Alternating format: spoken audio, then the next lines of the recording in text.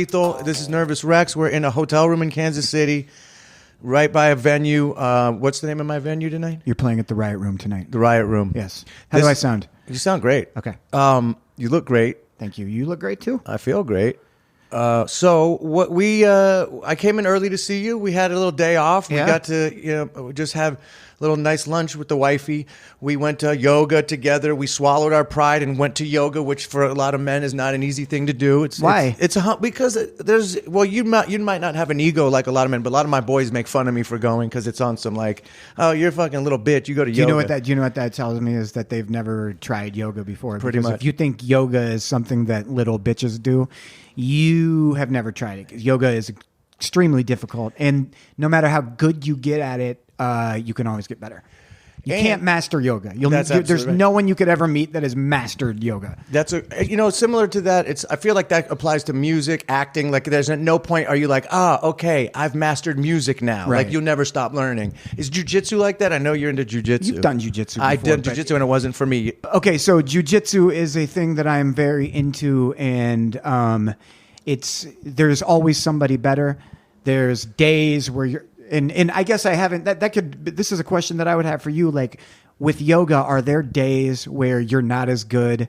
Absolutely. So you'll come in and you're just positions aren't available that are on other days. Because that's how jiu-jitsu is. In jiu-jitsu, you have days where you're a killer, and then you have days where you get killed. And I find that there's a lot of parallels between the two. I find both of them very physically challenging. They challenge your dexterity, your cardio. What is the definition of dexterity again? Just for like your flexibility? Yeah, like your ability to be flexible and withstand being in uncomfortable positions. I may need you to translate a few words as you're a well-read man. You brought me a book. Thank you. I did. We always trade books. Yes. My mom read your book, by the way. We can get into that in a little bit. You're a great writer. Let's just kind of go backwards a little bit. Mac Lethal, rapper, entrepreneurial, YouTube author. You do so many things. It's hard to put, I forget who says it, but there's like Kierkegaard. He's like a famous psychologist, said, if you label me, then you limit me to what I can truly be, or something along those lines, which means you can't put a label on you. And I feel I'm the same way. Like people say, what do you do? I'm like, I don't know how to answer that. I'm a jack off of all trades. I do a lot of shit.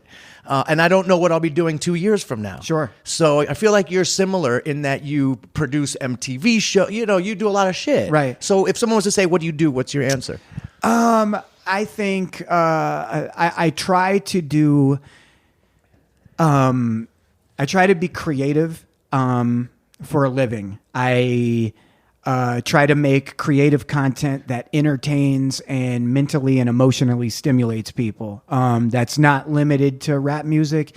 That could be in the form of TV shows, books. I've just been in one of those interesting positions where I've gotten to try a lot of things and gotten paid to try a lot of things. And I have the passion and the creative energy for it. So not everybody is like that. But I think that I have a lot of interests, and it's usually in just making creative content. Yeah, you do it well. You've gone viral. Maybe people would know. I think what's your biggest YouTube video? The flipping pancakes? Yeah, the pancakes one is probably my biggest one. That got you on Ellen. 40 million views. Wow. Actually, my Alphabet Insanity, where I rap the alphabet. I love that one. I do the Amazing Tongue Twister rap. That got me on Ellen.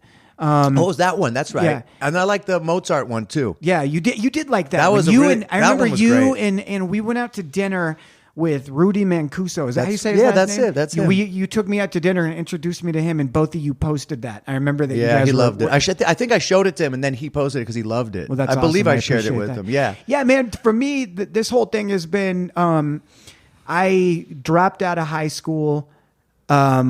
When I had 6 months left, so I was 18 really? years I never old. knew that. Yeah, I went to an alternative school, which is like a school with like gangsters and pregnant chicks, and a school where they basically said you're failing out of the regular school. So but you were neither. You were neither pregnant or a gangster, right? That was both. I was a pregnant. Okay. Gangster. No, I was. I just had trouble caring about education. Okay. So when I had 6 months left in my senior year, I just said I am going to, at all costs, try to become an artist, a rap artist, a hip hop artist. And I wanted to be like a battle rapper. And this is you were, and I did, rapper. And that's how I started. You did great on that. And that was all for promotion. So the point I was getting to is all of this stuff has been about trying to figure out creative ways to promote myself and get more exposure. So I said, what are quick ways to get my name out there? Battle rapping, making viral YouTube videos, making blogs about my cousin.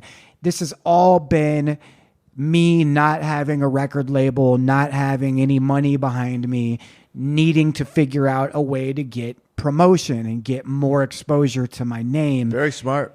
So I've always just tried to figure out ways to make content that people will share. I haven't done what the master plan is eventually to create like a masterpiece of an album, to maybe get into filmmaking. It's all just trying to build my name and my brand and promote it in a DIY way because I don't have a budget behind me. So eventually I can be big enough to do, to drop like a classic album, stuff like that. I love it. And you've done it well, and you've done all those things, and you've had success in everything from being an author to your book was really, really good. And I'm not just saying that, 'cause I remember I shared it with a few people and everyone loved it, including my mom. And my mom reads a lot, and she's said he's a really gifted writer.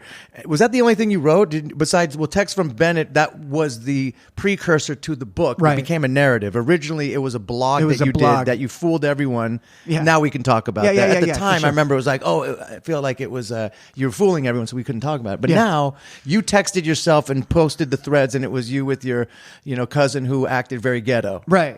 And it was based on a kid, and I don't know if I should say his name, but I guess I will say his name is this kid. I went to that alternative school. I was just Who's talking. the mayor?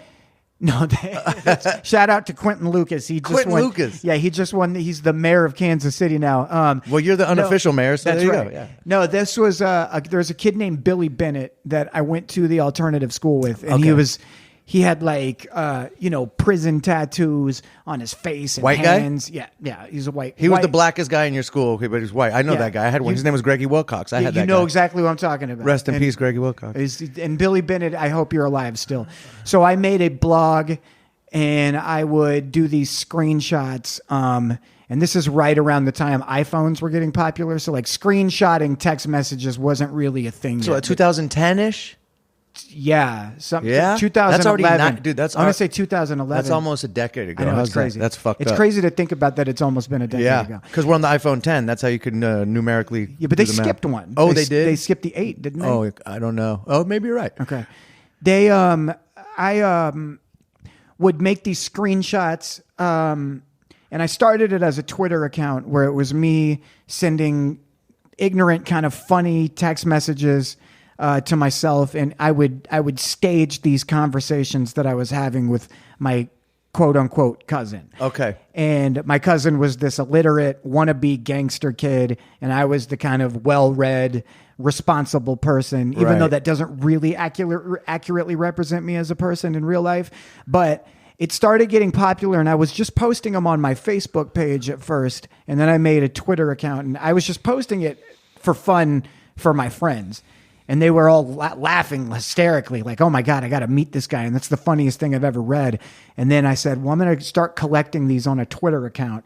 And it was really small for a while. And I actually remember I would do these text messages and I would post one, and then like months would go by and nothing would happen. And this Twitter account had like 1,000 followers for like almost a year before it blew up. And then in November of 2011, I uploaded the video of me flipping pancakes and rapping on YouTube, which exploded.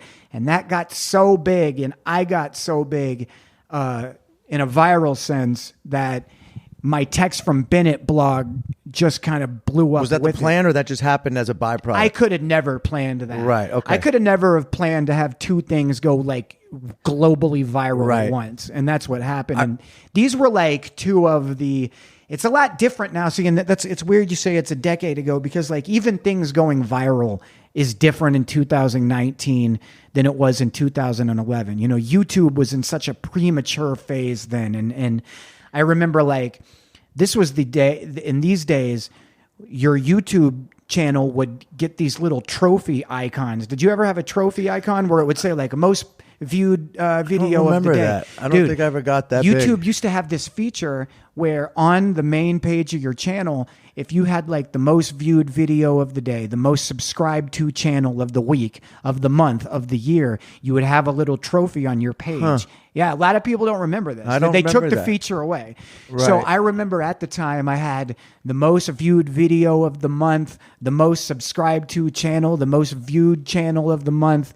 In 2011, November 2011, got like 30 million views in one video in 1 month, which at the time was bananas. Yeah, like, that's still bananas. And you went, is that what bananas now? But there are videos with billions of views now. Like that, it's right? Caught There's up. billions now. Yes. Yeah, you're right. But at the time, it was crazy. So that video blew up. The pancake video, it's a video of me rapping in my apartment that I used to live at with. She's my wife now. She was my girlfriend at the time. And I'm flipping pancakes and rapping, and that video blew up, and it blew up so massively that these little text messages that I had shared from this little unknown Twitter account started blowing up. And that went from having 1,000 followers to 300,000 followers in like a matter of weeks on Twitter.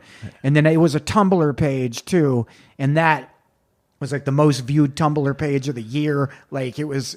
A lot of shit happened in the end of 2011, beginning of 2012. So. I remember Hollywood got a hold of the text from Bennette, and I had heard about it, and I'm like, wait, and I put it together because I just met. I think I met. When did you come to the show that I did here? And the rain. It was raining on a rooftop hotel. Meet? Was that like 09, 10? I want to say it was 09. Okay, so this was it was shortly thereafter because I remember finding out about text from Bennette and not knowing it was you, and then finding out it was you, and I was like, oh shit, that's my boy. And then it had been circulating around Hollywood. They're trying to develop a TV show for a Comedy Central. There was something like that. Yeah, so there was a whole bunch of shit going on. I signed with William Morris Endeavor. They were my agency, and they were putting me in all these meetings, and I had no idea.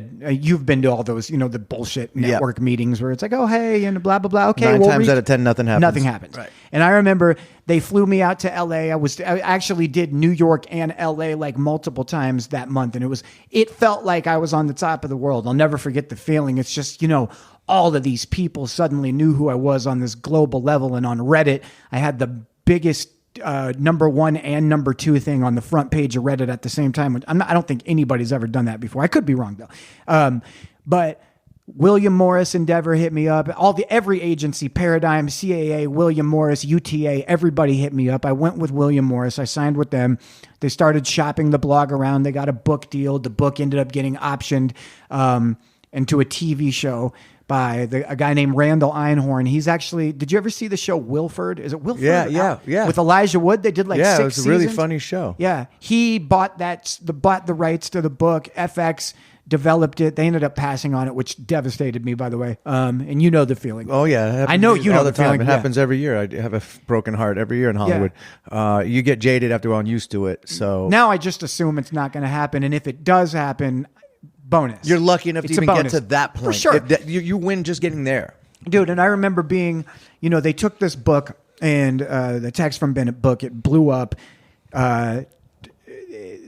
New York Times bestseller, and then they pitched it, sold it to Randall Einhorn, his production company, and then he had an overall deal with FX, and I was like, holy fucking shit, man. Like, so it was FX, that's right. FX. Yeah. I was like, Louis is on FX. Yeah, it was the new shit. It was the shit. Right. I was like, man, if I could get a show like Louis, and I remember it being really weird though, because and this is when I knew, kind of had a feeling things were doomed. I started getting excited because they were like, thinking about optioning the show into optioning the book into a TV show. So I started writing like a script. Like I was like, excited, like maybe we could do this. And I started sending it to the director and the producer, Randall Einhorn. And I remember them being like, yeah, we're going to hire some writers. I remember you telling me that. And I was heartbroken. And I was like, I can't believe I don't get to have any say in it. And not only did I not have any say in it, I have still not to this day read what they passed on. I have no idea what the network, I don't know, like as much as it hurt to have a TV show get passed on, I don't feel like it was my show because I feel like they took it from me and then they turned it into something and I had no say in it. And I was like, can I at least see the script? And they're like, no, we can't show you. And I was like, I really? remember like you telling me this, how frustrated you were. I remember. The thing that I created, and it's like, fine, if you guys want to hire writers, you feel like they understand how to write a TV show, I get it. Because I've never written a TV show. I don't know what I'm doing, but at least let me see it. And they wouldn't let me even see it. So, Wow. yeah, man. Yeah, welcome to Hollywood, bro. Now get the fuck out. That's the vibe. It's like, yeah, you got to have a tough, thick skin. I think I'm at a point now where I just expect that because this happens more often than not. And even I've only been on the side that you've been on where I'm producing something that I think that attachment is a lot harder when it's your baby and you create something that gets taken and you're like, wait, that's my envision. You envision this thing. It's your baby. Where for me, it was more like, oh, I shot a pilot as an actor and it didn't get picked up. That was even lucky to get that far. I've only had this happen a couple of times, and it was last year. I had a TBS pilot with Todd Phillips. I remember that. What happened with that? Me, Riff Raff, and Andy did a show for TBS, Three Loco pilot.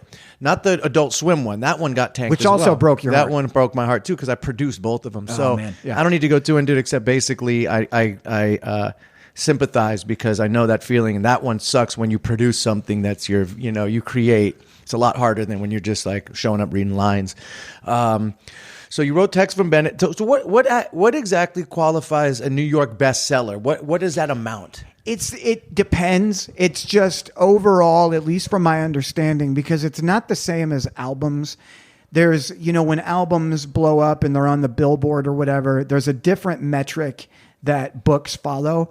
And I remember being very confused by it. And they also said, keep in mind, there's a lot of things that are New York Times bestsellers and it doesn't really matter. And it's just kind of a weird bragging right to have. Right. It just depends on what came out that week, what all the books that are already out, how many they sold. So among all the books that came out, it charted on that list. But there's you don't know. They don't release numbers like SoundScan, like, Got it. J. Cole sold 400,000. It's not like that where, Michael Crichton comes out with a new book and they're like, he moved 275,000 books. It's not that same type of metric. But you have the cachet of saying I'm a New York Times bestselling author. 100%. That's in itself worth whatever. For whatever that's worth, that's pretty special just to even be on that list. Yes. Now, now that they incorporate for sales in the music industry YouTube videos. Do you know that? No. Yeah, so this is a new thing they do. So within the music industry, because YouTube streams have become so big in developing an artist, how important it is. Like you sent me a couple of new girl rappers yesterday and I looked at their view count. That's like the first thing we do now is look at the views, and that has a gauge of where this person's at in their career. Wow. Okay. So now what they do is the record labels incorporate somehow in some metric system. They take the YouTube streams and put that in mixed with sales and accumulate an amount that is units. I don't know if it's considered sold, but that's how they will put a plaque on a wall. Somehow the streams are part of that now. Interesting. Yeah, because think about it. At the end of the day, that's getting in front of people. And people, they say that YouTube now, people listen to YouTube more than radio just for not even looking at their computer. Like I remember when I was in Bangkok, and I remember everywhere I went, you would just see a computer in a corner opened up, and there'd be a stream playing, and that would be the bar's music was a YouTube stream playlist. Yeah, to my knowledge, and this could be wrong, but to my knowledge, it's the most popular music streaming platform. Like I want to say it's even more popular than like Spotify, Apple Music. Like YouTube is like the most when it comes to playing music because it's free. Yeah, and most people in the world will not want to pay. I mean, think about all these countries around the world. That's what my point is. I was in Southeast Asia, and everywhere I went, they're not paying for fucking. They're not paying iTunes. $10 a month for Spotify. Fuck that. No, yeah. I'm drinking a what's this called again? Kava. A kava. Yeah. There's a kava bar down the street. I got my kava. My throat, if it sounds a little numb, it's because it is. What kava's a root, right? I think so. I think it's a plant. I think it's like a Samoan plant or like a not Samoan, like what's the No, I like Samoan. You know why? Polynesian plant. Yeah. You know it is Samoan because if you cross you know what you get when you cross a Samoan and some roots that make this? Samoa roots.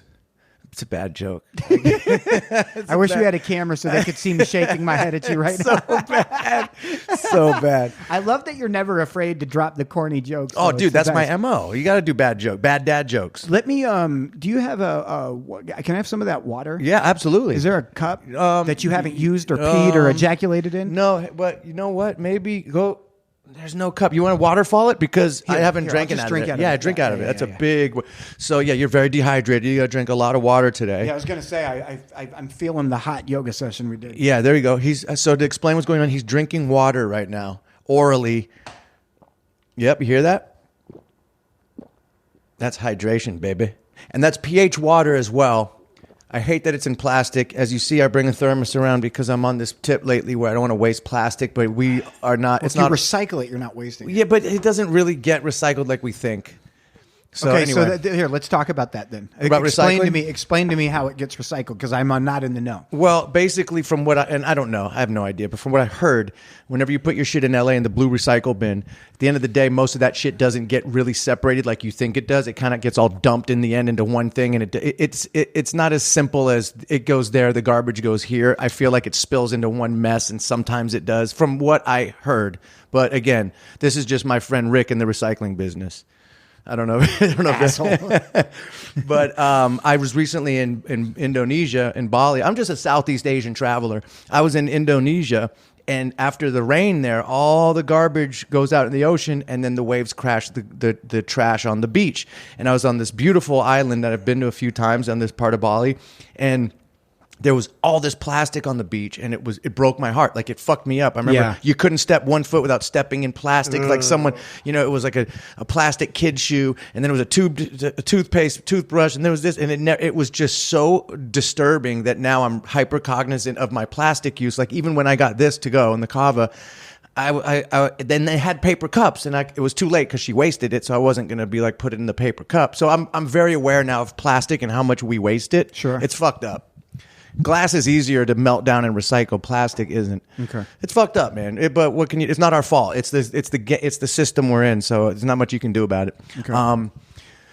So let's go. You're on tour right now. I'm on tour right now. How many dates? So are you flying city to city, or is this a one-off? This is a one-off, but what we do is, here's our general rules. Me and Mickey Avalon, if there's anything more than a 5-hour drive, we fly. Okay. So there isn't one stop that's more than 5 hours on this run. So how many shows is it? So we have, I think 9 shows in 12 days. 9 shows in 12 we days. have here, and then we have. Is this the first? Is first this the, one? Okay. St. Louis. You'll drive to St. Louis. And then I drive to Chicago. drive to then Chicago. Detroit. Then Toledo. Okay. And then a couple days off, and then Scranton, Pennsylvania. Then Harrisburg, Pennsylvania. Never played in either of those. Then Brooklyn. Then Boston. All of them are like 3-hour drives, but there's a long drive from. Have Toledo. you done Toledo? Never. So no, wait. Maybe no. I don't know. I played. Me and my friend Wax. Shout out to Wax. We played. Oh yeah, Wax is a big rapper. Yeah, and he lives out in L.A. You should do your podcast. Oh, with I'd him love sometime. to. Yeah, set it up. We went on tour last spring, and we played in Toledo. And it was one of those shows where we pulled up, and I took one look at the venue and went, this is going to be a rough night. You know those? Oh, yeah. Sold it out. I've never played there in my life. It didn't appear that there was much of an internet response to the show. And I remember sitting I think I sat in the van the entire night, kind of staring at my phone or reading, just waiting for my time to go on stage and perform. And I remember when I got on stage to perform, I was expecting there to be like 18 people in the crowd. I walked in. That fucking venue was wall to wall packed.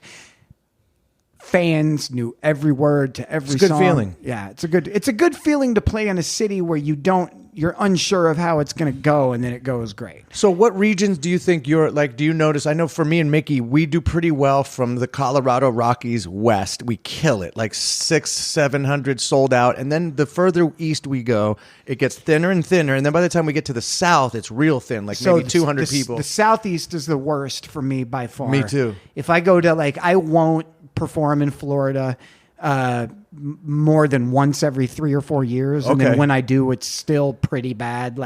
Under 100 people. Right. Like it's. I've never thought that any of the Southeast. I can do South Carolina. Granted, I haven't done it in a few years, but the last time I played in South Carolina, I sold it out. But every show that I've ever done in pretty much in Florida, I want to say has been a bad show. Like even the big shows. The bigger shows that I've done down there have been bad. I've never played in Alabama, Mississippi. Yeah, me neither. Though I haven't played in either of those states. Yeah, I don't feel like those are staple. I mean, unless you're it's 1950 and you're on a blues circuit. Up in the Northeast, I can do Boston. I can do Portland, Maine. You know, I struggle in New York City a little bit. Really? I've always found New York City as a tough shell to. That's like a 200 person. Yeah, tops. New York's tough because there's so many options for people. There's so many options, and nobody wants to Like get in the LA, fucking yeah. car and drive. And, Yeah, we do Brooklyn now. We do pretty good in Brooklyn, even though that is New York City. But it's it's hit or miss for us in those places. I But think sometimes it'll be everybody's nuts. unless you're some like new, music critic darling, some mumble rapper that's been out for 3 months that's popular, and who they always sell out big venues in New York, or you're some huge like established major label artist. When you're in the middle, kind of like the echelon that we're in, I'm pretty sure that New York City is hard for everybody. What's another hard city? What's another city that you've always had trouble with? Well, we just did like Pensacola, Florida was rough. Florida sucks. Yeah, Florida's tough, especially the Panhandle. Like Miami might do a little better because like my song 1980s, like the cocaine That makes anthem. sense. So they kind of come out for that one there. Yeah, Outside of Atlanta's Florida. always tough. It's just we don't fit Atlanta. We don't speak the language. Me and Mickey, we talk this California shit. We're talking about all this, Yeah. drugs, suck on dick, dumb shit. And they're like in Atlanta, they want to hear trap shit, Yeah. which I understand because I rather listen. Well, to the that other too. problem is Atlanta is really segregated and everything is really spread out. There's not like a centralized location in Atlanta where everything like there's not like a district where there's like all the clubs and bars. Right. It's big. I remember when we were trying to film my TV show Binge Thinking down in Atlanta, one of the issues was we couldn't find a place that was like a centralized location to walk around because everything was 10, 15, 20-minute drive. Right. Buckhead's one area. Then you have there's different districts within. But I think really what it is they just don't speak our language. It's a whole different. The South is its own country. How do you down do there. in Texas? We do really well in Yeah, Texas. so do I. Yeah, they like they have some. They like to have fun there and drink Yeah, and like yeah. Austin. We sell out every time. Austin is great. I mean, that's Austin doesn't really count as No, it like I doesn't. mean but like Houston. Last time I was in Houston, it killed. Dallas, I do pretty good depending on the day that we're there. It'll be fine. When you travel, do you like to? Are you a foodie? You're a food guy. Yeah, we yeah, I always like eat. We just ate some good barbecue. We always eat good. The main thing we do in every city is we find the best restaurant, and that's like the treat that we get because every city we basically just pass through. We don't have a lot of time, so it becomes about the food. I didn't know that Houston, Texas is the food mecca of America right now. Well, it's the fat person mecca. of Well, that's America. always Yeah, been the yeah. case. They're always the largest by obesity rate. Yeah. But they have right now there's a fusion there happening of Asian food and Mexican food and all these food channels and everything. My brother's a chef at one of the top restaurants. He just got a Michelin star in LA. Wow. And he's always like, dude, when you're in Houston, you need to go try these like new spots that everyone in the food industry is talking about. So right now, Houston of all places is the food mecca. That's incredible. Yeah, and they have all these crazy like Thai noodle Mexican mixed with Japan, like all this crazy shit going on there. Thai noodle Mexican mixed Yeah, with Japanese. yeah, whatever the fuck's going on. It's just a big bowl of rice going on down there. That's awesome. It is awesome. So we were just down there and we did just that. We went to some little spot. And it was like so random. It's just like the juxtaposition of like a cool little spot in Houston of all places. But it's cool.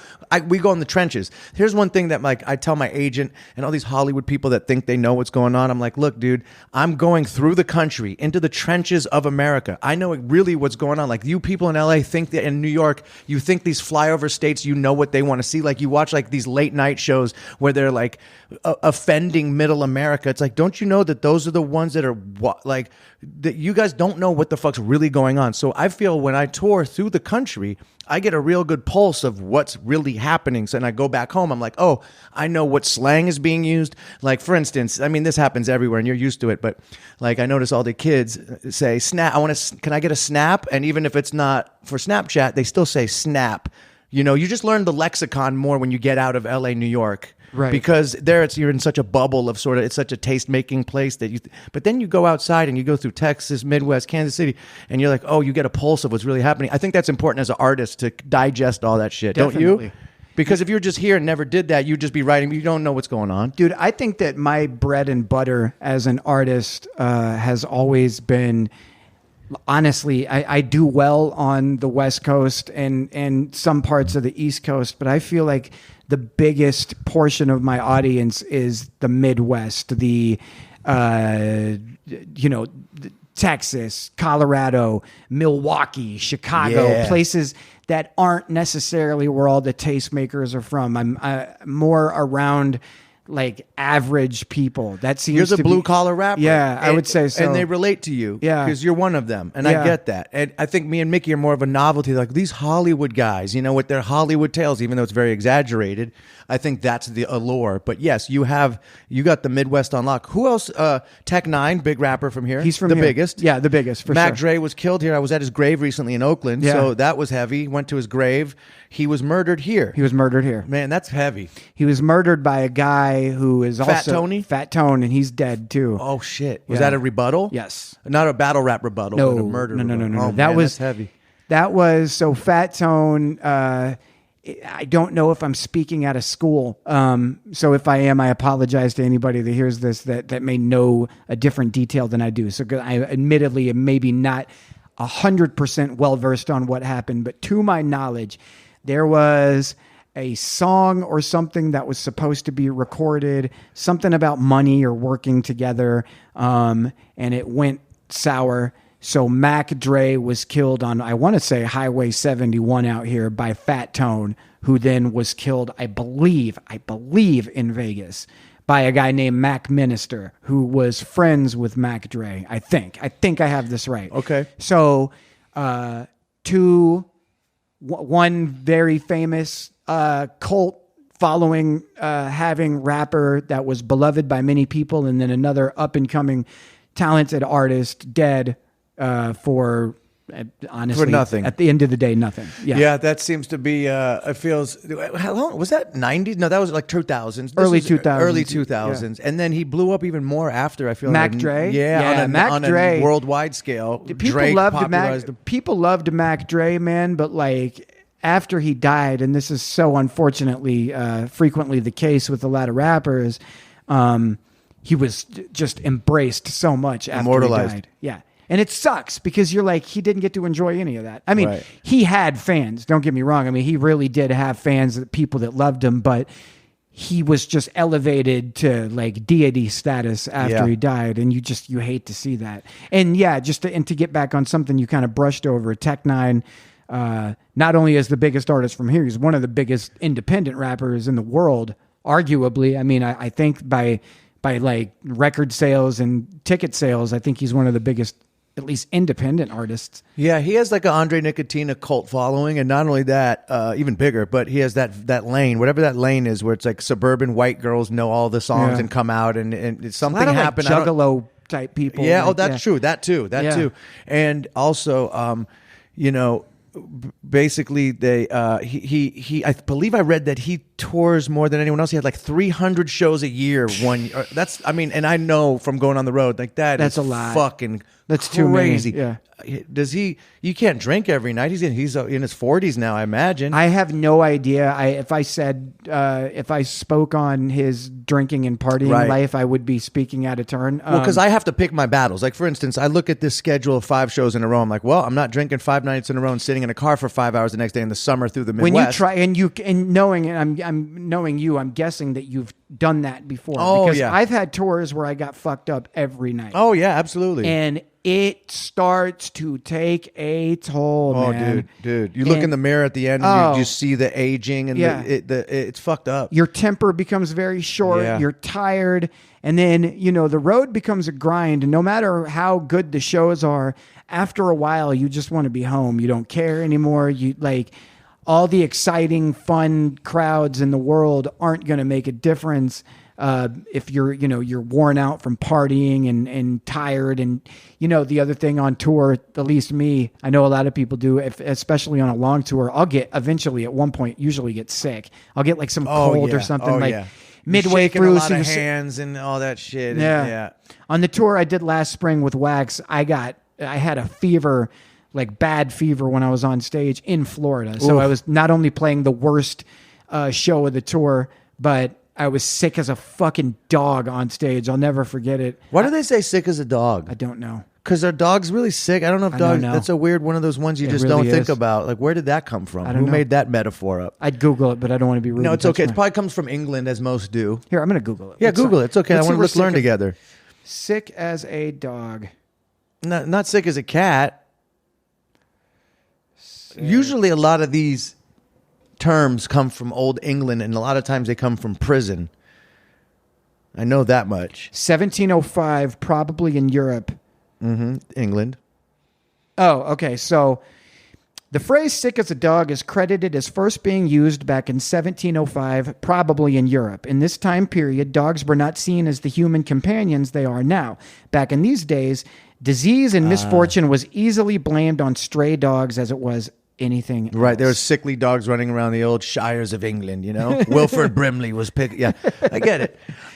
Good to. I like learning that kind of shit. Yeah, me too. I had a book called Red Hens and Loose Herrings, or I probably am saying that wrong. The whole book was about where terms come from, and so many of them came, like raining cats and dogs comes from like Old England when cats and dogs would run across the roof and the rain would literally make them come off the roof.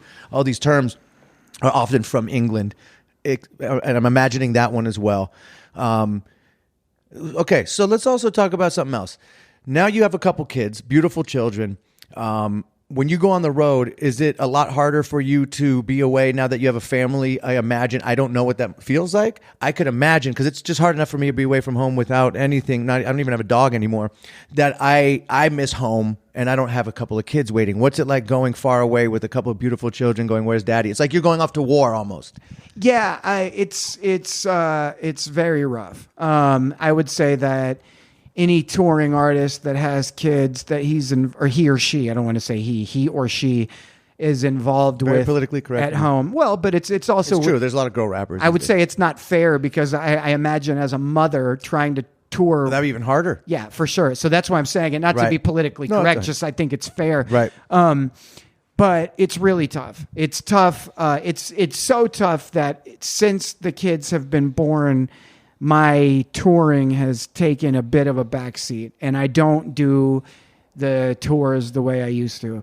Even last year when I did my 2-month-long spring tour, I had a couple stretches where I was at home, for a couple of days. We had one 5-day stretch in the middle of it where I drove home, and then I just stayed at my house with my kids and wife for a few days.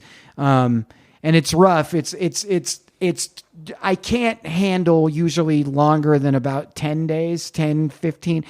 2 weeks is about as much as I can handle. And I FaceTime the kids a lot. I was about to say, FaceTime probably helps. It helps. It's definitely better than not not having it. And This is a new thing for children when their dad's away. They get to see daddy even though he's not physically there. They get to hear daddy's voice and see him. It helps. Dude, back in the days when long distance was expensive and your dad would go and travel, like my dad traveled all the time, I would rarely see him or rarely talk to him and never see him. You know what I mean? And now I get to FaceTime the kids every day and they get to show me, whatever projects they did at school.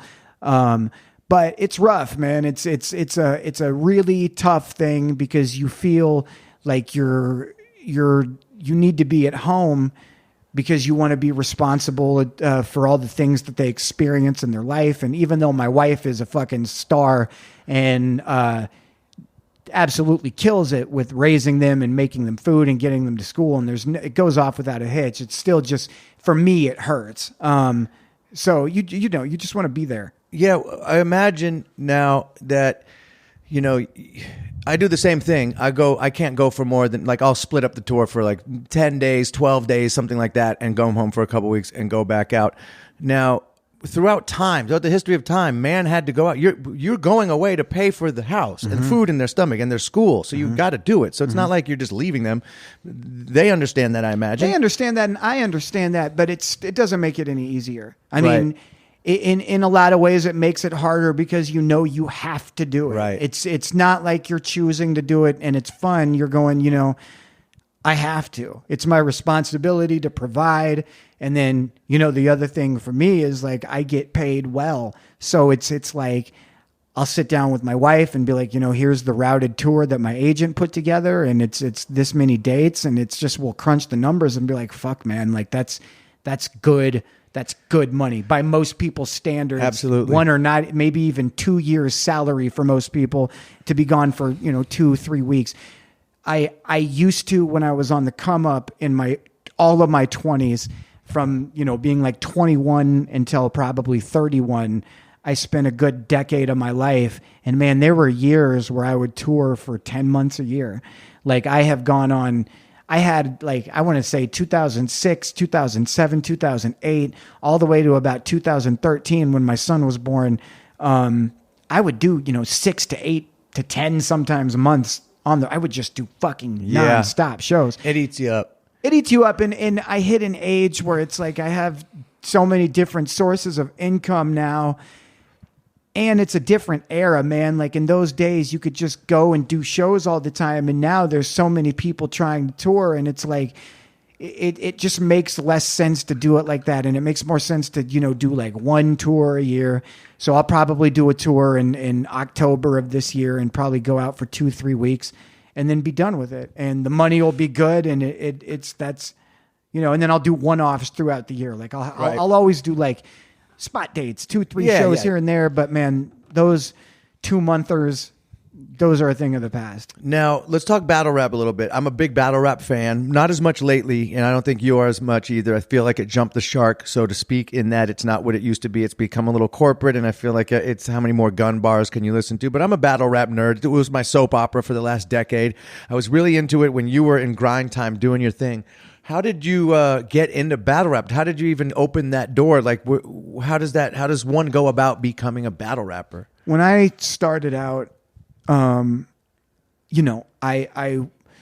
remember freestyling at house parties when I was in high school and shutting shit down. And people would go, "Oh, we heard about you," and like local people would, a bunch of kids from one school would be like, "We got this rapper from another school," and they would, the whole house party would come to would leave and drive over to another house party for another school and pit me against another rapper, and then we would battle in front of 100 people. And in those days, it was huge. That's magic feeling, yeah. When you're freestyling, and you don't know what you're going to say, and you say something that's the flow state. It was a different era then, man. Like back then, and it's weird that it's shifted. Back then, it was frowned upon to do written battles and to spit written shit. The whole point of it back then, in the the 80s, 90s, early 2000s was freestyle. Can I interject? Yeah. Why do they show on these shows bust a freestyle on Hot 97 or whatever? They're never freestyles. No one ever freestyles. So why do they call it a freestyle? I have no idea. I don't like that. Yeah. You know who did freestyle was Riff Raff. He went on there and freestyled, and you can tell he was making shit up, and he tore the house down because it was a magic moment of him just talking dumb shit, and half the shit didn't make sense, but that was the point. Yeah. And now they go on there and freestyle, and I'm looking at it, I'm like, yeah, there's these great raps, but I'm like, that's a written. Yeah. So why are they calling it a freestyle? So okay, let's get back to your. You don't have an answer. No.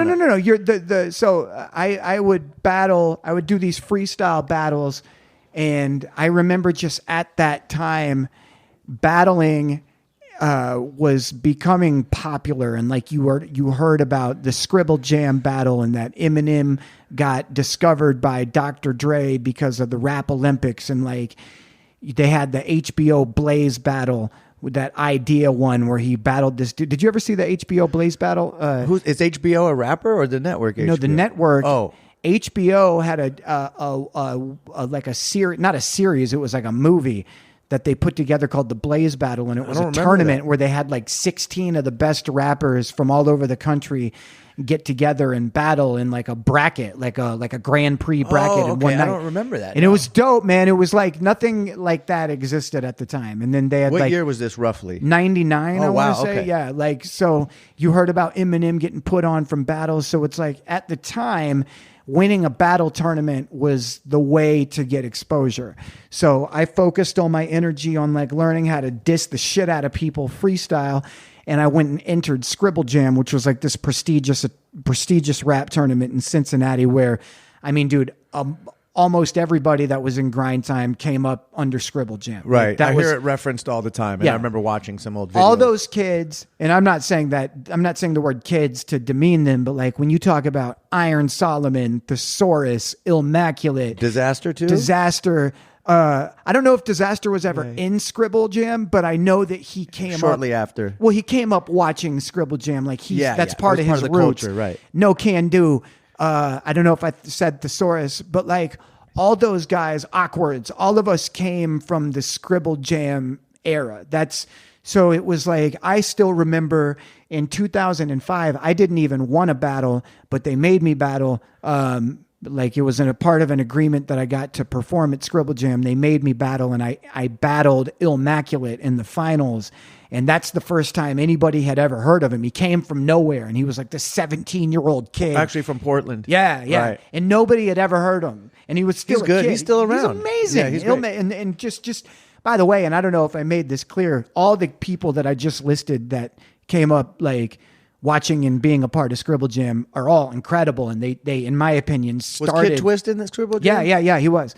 And they all started a movement. And so I think that naturally progressed into what became Grind Time and King of the Dot. Is they said like, look, we have this freestyle battle thing, and we need a better way of doing it. And, you know, we have YouTube now, and it's like, we don't want to freestyle anymore. What happens if we do writtens and we all write about each other, and you know who you're going to battle before you meet up and battle. And it's like, instead of it being like a bracket where it's like you battle whoever you end up battling and you got to make something up about him on the spot, you're going to know your opponent in advance, and we're going to film it, and we're going to get a crowd. Right. Yeah, it was an evolution, and it was just a better package. Like, right. I remember when Grind Time came out, being like, this is way better, because the problem with freestyle battles where there'd just be so many filler lines. And All I know is... when I'm on the mic. And Right, I even had it, Mac Lethal do this. And when I came to do this, and like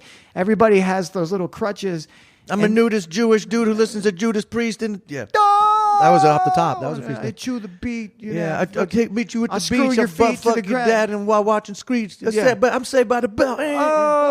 He said Screech. Right. Oh, yeah. It was like that. I wish I was there. So then Grind Time came out, and I know that written battles were already kind of happening in the URL, like Smack Battle, Lions Den, like Murder Mook and Loaded Lux, and all them were doing it.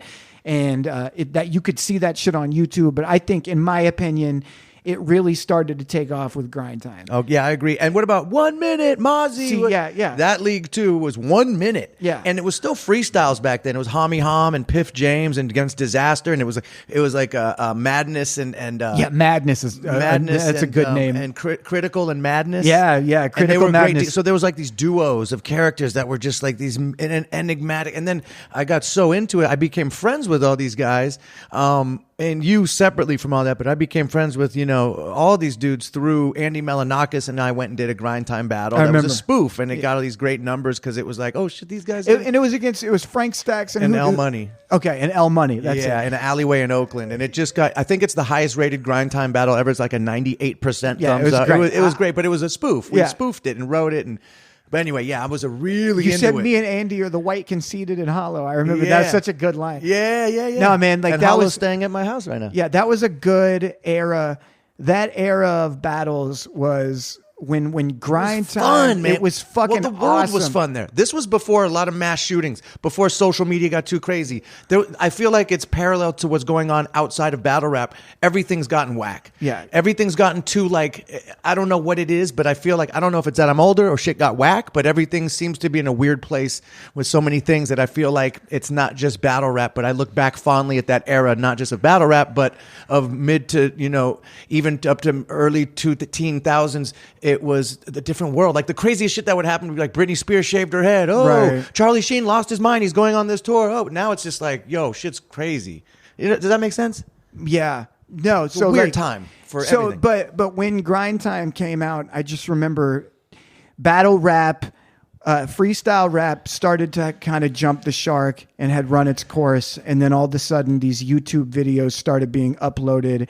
And the first one that I saw was Dumbfounded versus Tantrum. Oh, that was a great one. The Asian Tantrum. Asian I versus thought it was. Asian. I just in my mind I was going to correct you and say no, it's tantric, which is horrible. Yeah, no, he's not a sexual yogi. No. Yeah, Tantrum. Yeah, Dumbfounded versus Tantrum. I might have seen other ones before that, but I really got it when I saw Dumbfounded versus Tantrum, and I was like, oh my god, they're like, this is a written battle league where they know what they're going to say and they make it up before they show up, and there's no beat. That was the other thing that I liked about it. I remember we didn't bring that up. There's no beat. There's no beat. So you can just go off. Which that creates a problem in and of itself, because there are rappers that don't know how to flow to a beat. Right. And that's exposed. But at the same time, I just remember feeling like it made it better because it's written, it's a cappella, it's timed, and you would see these battles, like you said a name just a second ago, Madness. Just every line would be a killer. Yeah. I remember when there's so many Madness battles that I would watch in that era where he was just sitting there roasting motherfuckers and dumbfounded. And another one of my favorite battles ever in grind time, Immaculate versus Thesaurus, watching these two dudes that were like partners for years finally fucking get turned against each other. It's a soap opera. It was a soap opera, and that like every line hit, and you're sitting there, and and I just remember these 1 minute rounds. And then it started turning into unlimited rounds. Well, now it's gotten too long with URL. And no offense, I respect the URL, but I can't sit through a 75-minute battle. Man. And I'm finding myself skipping ahead. It's just too much. Like, you got to give them a parameter. It's too much. Dude, back in those days when Grind Time first came out, the videos, like YouTube had a time limit on how long videos could be. They would have to put like part 1, part 2, part 3. That's right. And the videos would be like 4 minutes long. That's right. Like, it wouldn't be this... Like they would have a little intro. Lush One and Plex Rock would do the Grind Time, Fresh Kid of the Iost or whatever, and then they would be like bang 1 minute, bang 1 minute. It's way better that way. And then it turned into this thing where you're kicking like fucking 14 minutes about the other person. Yeah, there's it's no like, more time. Yeah, quality control, my guy. Yeah, like, it's too. Yeah, it's you wrote an album about the other guy. Like, they're not considering the audience at all. No, 100%. Yeah, so you got into it and you did quite well. You excelled. You made a name for yourself. You remember you battling Dirtbag Dan. I remember you battling. That sticks out. I battled Thesaurus too. You battled Thesaurus. I remember when Thesaurus. This was a big one. When Thesaurus went to New York and battled. What's his name in the alleyway? It was a big one. What's the Iron Solomon? That was a big one at the time because it was like the San Francisco dude from Cali went out to, and you can tell they were freestyling. And then rebuttals became the freestyle element in that you would hear what they wrote about you, and they'd be like, "Oh, he just said I'm wearing denim. Ooh, I'm gonna remember that," and come into the line with, "I'm wearing denim. What the fuck? Your mom looks like Helen Clean. Yeah, whatever." Yeah. Shoot you with and an then M16. they go into their written, so it combined them. I remember when Disaster battled Swave Seva in New York. That might be top 3. Like if I show someone, here's battle rap. Yes. That was my go-to. Was that battle? He had the gloves on, the isotoners on, and the leather jacket. Dude, I just got chills. Look, got chills. Yeah. Well, look, you see him? Yeah, well, it's because I remember what Disaster said. He murdered him in New York. In New York, and everybody the crowd was like, "Ooh!" I just remember shout out to Swave 7, like no disrespect to Swave He got whatsoever. murdered that day. He really did, man. And it was just a thing where it's like he had the whole New York crowd behind him, and all Disaster had to do is show up and kill it and not buckle. And he delivered. He delivered on that one. He showed up and was not even slightly intimidated by anybody, and he had the fucking entire crowd eating out of the palm of his hand, and it was about him. And you had Swave sitting there like, I want to watch that one again. Yeah, it's a good one. That's a great. Anyone listening, go look up Swave Seva versus Disaster if you want to see like what battle. He goes, "Will Swave Seva ever tell you his age? Never." That was a great line. That line killed, and the crowd response was so amazing. Yeah. That was magic. It was magic back then. I don't it's feel just one that of those anymore. ones where the crowd, nobody in the crowd could front on Disaster because They they're had to like, give it up. He showed up and he didn't give a fuck. He came into New York right here in our city, said whatever the fuck he wanted. Nobody said anything to him, and he sat there and he just roasted, and it was just like, dude, fucking hats off. Disaster to me, He's top 3 of all time. 100%. I'd say like I like him, Pat Stay right now as my guy. I think. Immaculate is up there for me too. The Yeah. Source is up there. Like those guys, there's some nasty. Yeah. I like, dude. You know who I'm a big fan of is Conceited. Oh, and it's funny. We were just talking about him the other day. It was Alchemist. We were saying he just disappeared out of the scene. He started doing that show. He's on Wildin' Out. Wildin' Out. He's getting that TV money. He's getting that TV money now. He's got a big Instagram following, and he's become that guy, which I love. Conceited. That's my boy. I miss him in battle rap because he was one of the first ones. Like he would go into Stockton and he would just do the same thing. He'd go to Cali from New York and just murder every local dude and just, the only time you cut someone is when you're getting in line. Like he had the most clever, Dude, you know it's He crazy was to a think beast, about. bro. This is before like Conceited and Hollow and Arsenal were really on the map, like all those guys. Do you realize that at Grizzlemania, I want to say one, Immaculate battled Conceited and Hollow the Dawn on the same day? I remember that. Can you imagine No. doing that now? No. This is before it was known like the level of killer they were.